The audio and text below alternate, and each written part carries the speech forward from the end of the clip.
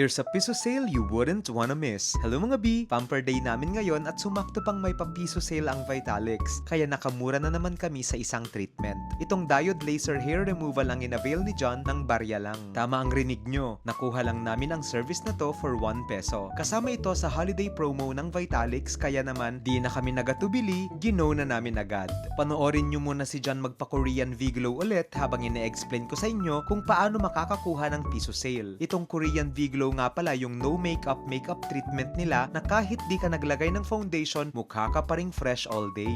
Anyway, para malinaw, may mechanics na kailangan kang sundin para maging eligible bumili ng treatment for 1 peso. Mag-avail ka lang ng kahit anong package or solo service at kapag umabot ng 4,000 total spend, pwede ka nang mag-avail sa piso sale service nila. Pero on the spot treatment dapat ha, meaning kailangang on the day mo nang ipagawa yung napili mong treatment. Walang reservation, madami kasi tayong nakapila B.